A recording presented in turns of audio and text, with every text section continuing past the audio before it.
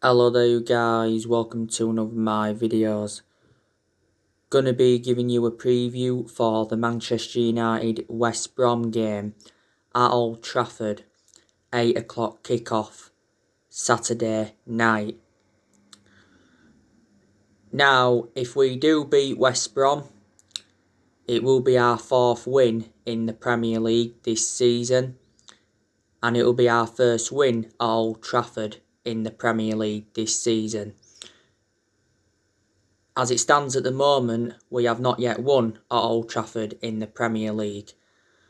And it's been our worst start at Old Trafford for around 50 years. But we should be winning this one because West Brom are a poor outfit. West Brom have not yet won a game in the Premier League this season, and they are sitting 18th. So they are in the relegation zone. The last time we played West Brom, we lost to them by 1-0. That was a few years ago at Old Trafford. We also lost to them under the David Moyes era at Old Trafford by 2-1. Don't forget we had that 5-5 game with West Brom back in 2013. That was Alex Ferguson's last game in charge of the club. West Brom's current manager is Slaven Bilic. Now, I do know a few of West Brom's players, like I've mentioned recently. Obviously, they've got Charlie Austin. They've got that Carlin Grant. They've got Grada Diagana. They've got Callum Robinson. Now, Callum Robinson got sent home from international duty with the Republic of Ireland because I think he contracted the virus. They've got Matis Pereira. He's obviously been in self-isolation. They've got Brains Lov Ivanovic. He's also been in self-isolation. They've got Carnu. He's not going to be playing on Saturday. That's been confirmed because he's got a broken arm. They've obviously got Samfield. I think Samfield's been out of injury for West Brom.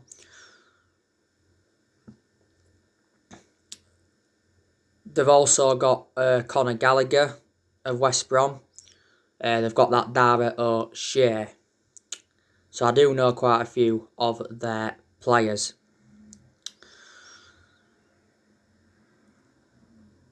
West Brom lost last time out to Tottenham by 1-0.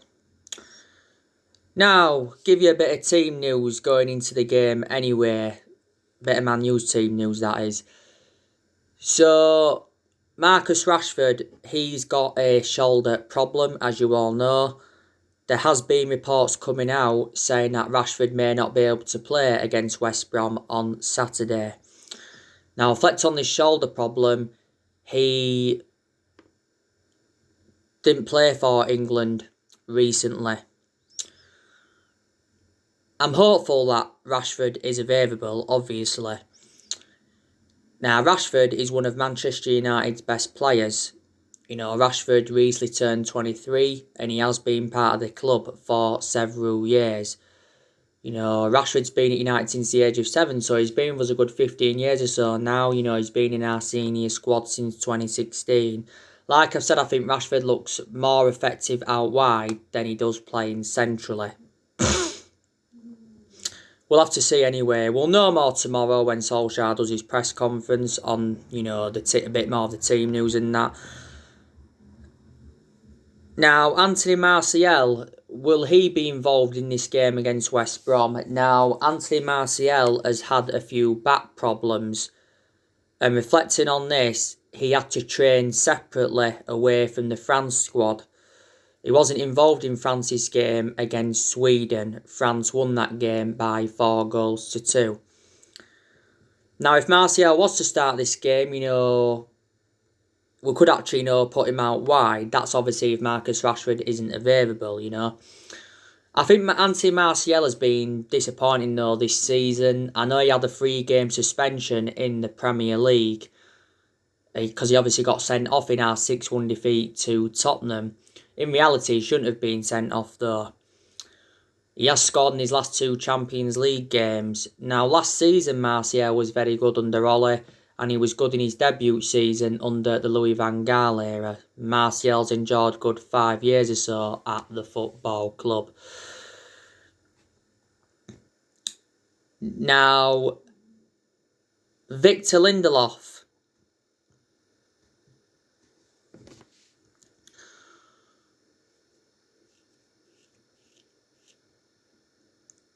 He's reportedly got a back injury. Do you think he'll be available for the game on Saturday? It said Victor Lindelof had a back injury though before our game against Everton. Now, if Victor Lindelof wasn't available, then we'd probably play Tuanzebe alongside Harry Maguire, wouldn't we? Like I've said, I've got element of concerns about Victor Lindelof, but I think he has had some good games this season for Man United. But, he's nowhere near on the same level as Harry Maguire. Now, Mason Greenwood, I don't think he's going to be playing because he's out with illness. We have had a lot of issues with Mason Greenwood this season, haven't we? Don't forget Mason Greenwood was recently withdrawn from the England under-21 squad. Mehdi Boufroid confirmed why he wasn't involved due to injuries and personal issues. Don't forget earlier on in the season, Mason Greenwood got withdrawn from the England squad with Phil Foden for breaking COVID-19 rules. We've got to sort the issues out with Greenwood. Greenwood is definitely still the foreseeable future for Manchester United. He's got a contract with the club till 2023. And this season is his second season in the senior squad. At the start of this season, we give Mason Greenwood that number 11 shirt. But Ole has been defending Greenwood in recent weeks.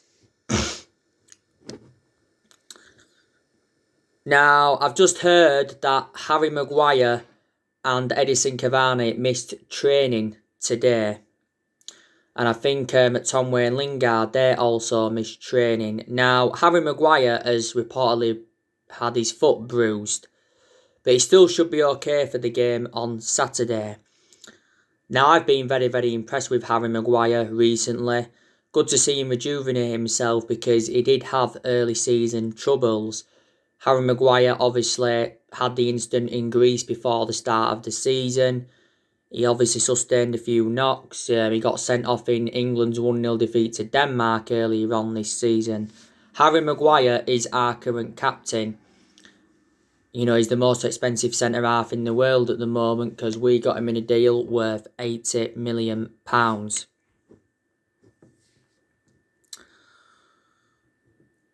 Edison Cavani, I'm expecting him to start this game against West Brom. He'll definitely start if Martial and Rashford are available.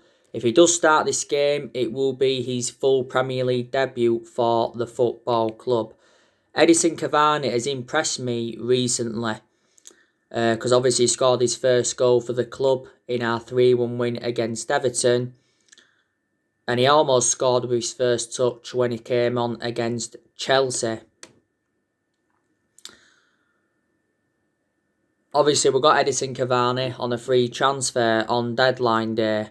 He signed a 2-year contract with the football club worth around 230 grand a week. And he obviously wears that number 7 shirt. Don't forget Cavani got shown a straight red for Uruguay for a nasty stamp on Richarlison. Uruguay had lost 2-0 to Brazil.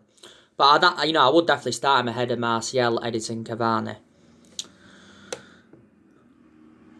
The good news is, from a Manchester United perspective, Alex Telles is going to be available for this game because the Brazilian outlet UOL, they've recently said that Alex Telles tested negative for coronavirus, but it was totally contrast on Saturday, because on Saturday it said that he tested positive for coronavirus for a second time. Alex Telles has already had it once. Telles has only played one game so far for Man United, and that was the 2-1 win against PSG. And he was very, very good in that game. I think it's going to definitely be a good signing for us. Didn't we get him for like 15.4 million? and Alex Telles signed a 4-year contract with the football club.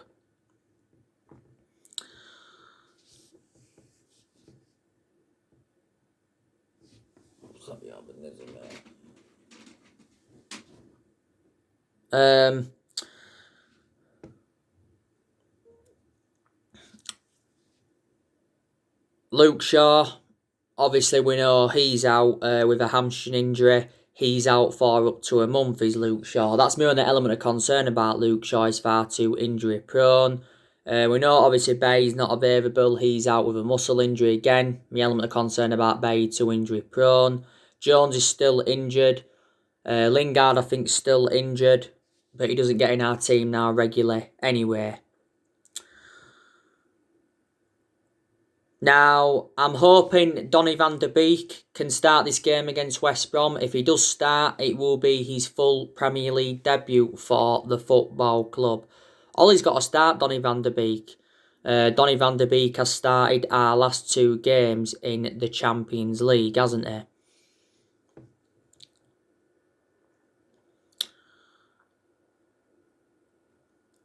Donny van de Beek did reveal what Solskjaer had told him whilst he was on international duty, and he told him to be patient and wait for his opportunities. But Donny van de Beek made a confession regarding his playing time, saying that he would have loved to have played more at Manchester United this season.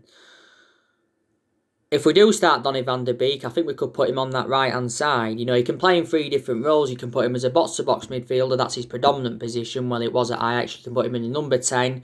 We started him in the number 10 against Leipzig, and you can put him out wide. Solskjaer's been in the process of trying to find his best position, but we paid £40 million for him from Ajax.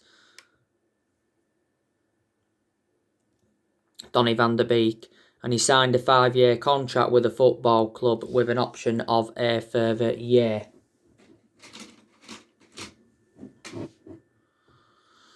And he currently wears that number 34 shirt, Donny van de Beek. Now, Paul Pogba could be starting this game against West Brom. Now, Paul Pogba's been finding game time very, very difficult, hasn't he, at Manchester United this season. He has only started 2 of our last 7 games. Now, Paul Pogba was recently talking about his struggles at Manchester United this season. And he said this season's been the most difficult period in his career. And he also said playing for France is a breath of fresh air and all of that. And Paul Pogba's been criticised by a lot of, pundits and that, reflecting on his recent comments. But Paul Pogba is quite clearly unhappy at the club. Didier Deschamps, he's been talking a lot about Paul Pogba recently, and he said he understands Paul Pogba better than Solskjaer. And he's praised him for his huge talent. And he says he cannot be happy at Manchester United for being left on the bench and for playing out of position. And Didier Deschamps said he wanted to hold talks with Paul Pogba over his situation at Old Trafford. Now, Pogba was unhappy when we triggered that 1-year extension on his contract. He's under contract with the club now till June 2022.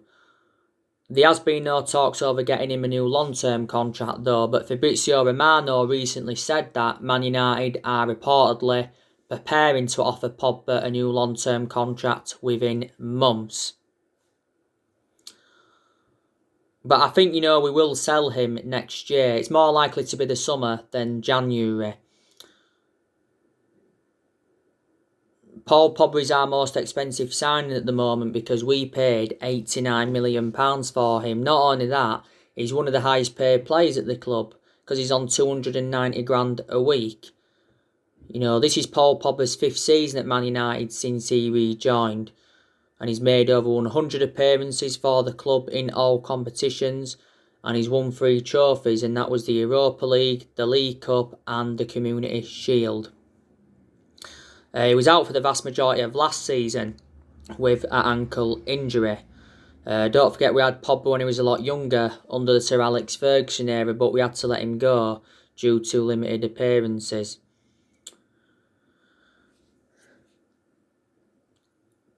But Pogba has been relentlessly linked with a move to Real Madrid.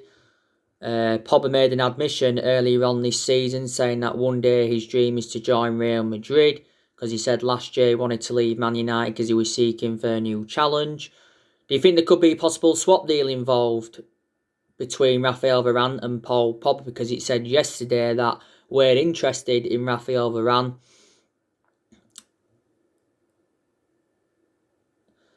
Obviously, there's been rumours of him going back to Juventus. Paul Pogba did endure 4 good years with Juventus, but the vast majority of his performances at Man United have been totally comparison to his ones at Juventus, and PSG and Barcelona have been in for him before.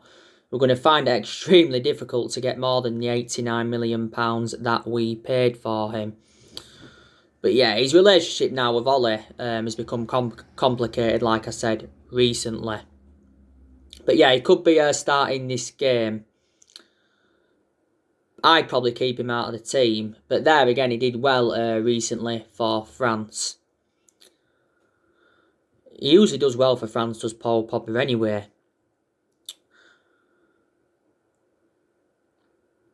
Now, Bruno Fernandez, I think he'll play in this game against West Brom. Like I said, Bruno Fernandez is undroppable. Bruno Fernandez is definitely Manchester United's best player. You know, Bruno Fernandez has enjoyed a good 10 months or so now at the football club. I think he's scored around 18 goals. And he's provided around 13 assists in 33 appearances since his arrival.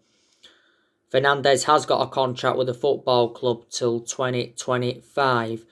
Now, Fernandez scored 2 goals and got an assist in our last game against Everton. Against Istanbul Başakşehir, that was his worst game in a Manchester United shirt. But there's only been the odd couple of games where he's looked off the pace, but in the vast majority of his games he's been very, very consistent. Now, last season he won Premier League Player of the Month twice, and he also won some Matt Busby Player of the Year award, reflecting on his good performances. Now, I'll give you the news regarding Bruno Fernandez this morning. There's been reports coming out from Spain saying that Real Madrid and Barcelona are keen on signing Bruno Fernandez at the end of the season, so that is a concern from a Manchester United perspective, because if we don't improve, then Bruno Fernandez probably won't want to stay at the football club. And Bruno Fernandez obviously hasn't been happy with Ole and that recently, and obviously hasn't been that happy with the performances. Don't forget, Bruno Fernandez recently said that Manchester United have got the mentality to win the Premier League, and he said, we've gone too long now without it. You know, we haven't won it now for like 8 years or so. And he said basically he came to Manchester to win trophies, which he did. Bruno Fernandez. Bruno Fernandez will play in at number 10, I think. Now, Fred, he's undroppable at the moment. Maybe Fred won't start this game though against West Brom. Maybe he could be given a rest because, to be fair, you know, Fred has played quite a lot of games recently. But he's still really, really impressed me. You know, he's showed good attacking intent. His defensive contributions being very, very good. He's really improved under Ole. We paid quite a bit of money for Fred. We paid around £47 million for him from Shakhtar Donetsk. He was an exceptional player in Ukraine. Fred's got a contract with us until 2023. Scott McTominay, I think he could start this game. It could be McTominay alongside Paul Pogba. Maybe it could be Fred. But maybe Fred may not start. But yeah, I think McTominay will play. I've got element of concerns about Scott McTominay, to be quite honest with you. I really, really have. He's had some good games for Man United, but I just don't think he's nowhere near as good as Fred. That's my perception. Was it just after the first lockdown that Tom Way signed a 5-year contract with Manchester United, so he committed his future with the club there. Matic, I don't think he'll play. Like I've said, Matic has lost his place in the team. He hasn't done well in the games he's been involved in this season. He had some good games, though, towards the end of last season. Matic has enjoyed a good 3 years or so now at Manchester United. We got him for like £40 million from Chelsea back in 2017. And Wan-Bissaka, he'll definitely play on Saturday against West Brom. I've been very, very impressed with Wan-Bissaka recently. He showed some good attacking intent, and that's something I said he needed to improve on. His defensive contributions also been very, very good. This season's Wan-Bissaka's second season at the club. We got him in a deal worth £50 million from Crystal Palace in the summer of 2019. So, yeah. He'll play. He'll start David De Gea in goal. Like I said, David De Gea will remain our number one this season. David De Gea, though, has really, really rejuvenated himself, got to be honest. David De Gea has been long serving at Man United. This is now his 10th season at the football club. And I give you the news regarding David De Gea yesterday, and it said that he feels right at home in Manchester and he is happy to stay. Here's David De Gea. Juan Mata. Do you think he'll be involved? He could be involved, but I don't see him starting the game. But there again, Juan Mata started quite a few games this season. He's been impressive in a lot of his games. He did well in both our Carabao Cup games against Luton and Brighton. He also did well in the Newcastle game. He did well in the Chelsea game. Juan Mata's enjoyed a good 6 years or so now at the football club. We got him for like £40 million from Chelsea back in 2014. Mata scored 50 goals for Man United in all competitions. And he's made over 200 appearances in all competitions. But Juan Mata has now lost that yard of pace, hasn't he? Daniel James, I don't see him being involved in this game. Daniel James doesn't play a lot now, and obviously he's been out of form, Daniel James. So there you go. What formation do you think Ollie will go with? I think he'll probably go with a 4-2-3-1. He has gone a lot with that 4-2-3-1 formation since he got appointed in as Manchester United manager. But in a lot of our games, that 4-2-3-1 formation hasn't really seemed to suit our standards. But in the big games, Ollie's gone, with the 3-5-2, and a few times he's gone with the 4-3-3. Yeah. But yeah, if we can win our next 5 or 6 games, I think a lot of pressure will ease off Ole Gunnar Solskjaer. Now, we did beat Everton by 3-1 before the international break, and reflecting on that win, that saved Ole Gunnar Solskjaer's job at the club. Because if we hadn't have beaten Everton, I think he would have been sacked as Manchester United manager. I really, really do. Now, we've had some good results this season, but we've also had some bad results. The good results obviously came against PSG, came against RB Leipzig, and also came against Everton. The bad results obviously came against Palace, Tottenham, Arsenal, and Istanbul Başakşehir, didn't there? But as it stands at the moment, we are sitting 14th in the Premier League table. Obviously, a win against West Brom would get us up the table. So far, we've only registered 10 points from our opening 7 games in the Premier League. And we know that's nowhere near good enough to our standards. And I said, if we could finish in the top 4 this season, and if we could win a trophy, that would represent a very good season for Man United, and then that would give us something to build on. It really, really would.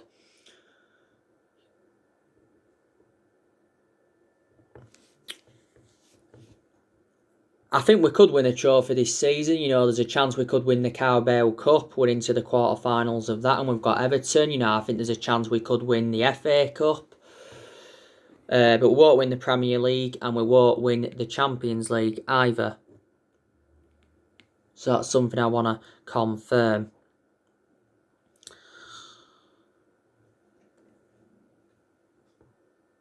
But Woodward came out the other week and he said Manchester United remain absolutely committed to Solskjaer despite our poor start to the season.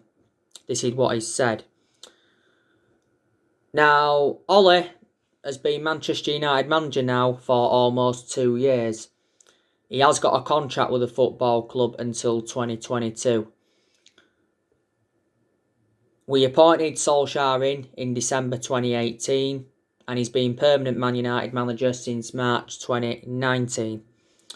He's managed over 100 games for Man United in all competitions and he's won around 57 games as Man United manager. This is his second full season at the football club, like I've said. I've already said, can Solskjaer solve the issues at Manchester United? Can he solve the Paul Pogba issue? Can he solve the issues with Greenwood? He's obviously got to work out his best midfield because, like I've already said, you've got Fernandez and Fred that are undroppable, but you've got 4 of our midfielders that are fighting for one position.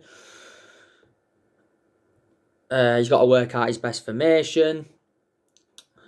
We've obviously got to sort out our home form. So a few things, Ole has got to sort out at the club. Ole is one of the problems at the football club because I don't think he's good enough as a manager for Manchester United. Now, obviously, I hate to say that, but Solskjaer's not got that proven pedigree as a manager. I thought as a player, he was absolutely exceptional. He endured 11 years as a player for Manchester United, didn't he? I think the main explanation why he's still Manchester United manager, like I've said before, is because he's a club legend, and reflecting on that, our board have softened their stance on him. But disregarding being a club legend, I don't think he'd have been Manchester United manager now. You know what I mean? But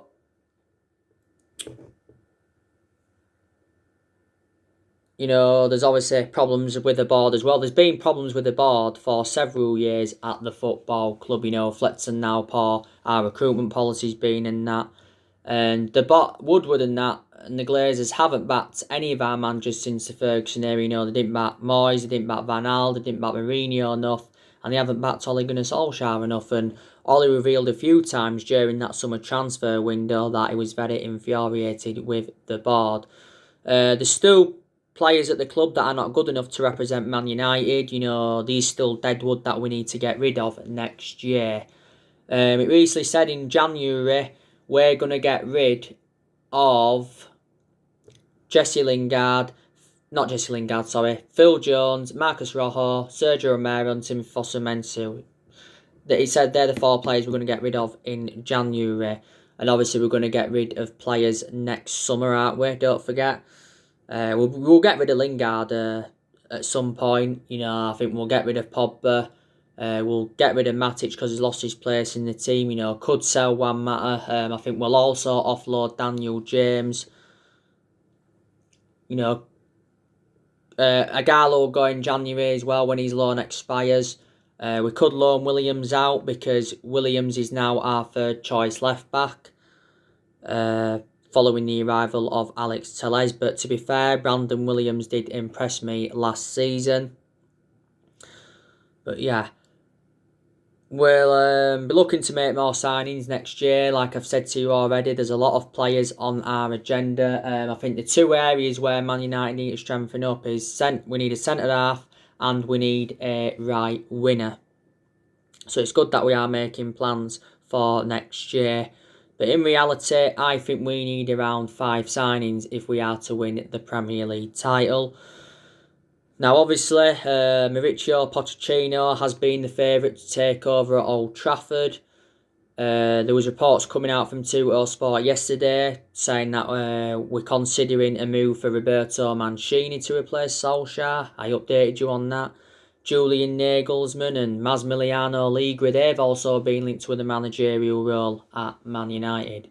But to be honest with you, see what happens within the next 5 or 6 games. Nothing's improved and I would get rid of him. I really, really would. But it wouldn't really solve a lot by sacking him, like I said, because not all of the blame stems from the manager, does it? I think it'd be very beneficial if Manchester United could get a director of football in, because if we got one in, then Solskjaer'd get more backing, and it's one of the structural changes that we need at the club. So anyway, guys, that's everything to update with today. Drop your comments, likes below on the channel. If you do, consider subscribe as always, and take care. God bless. See you all again very, very soon.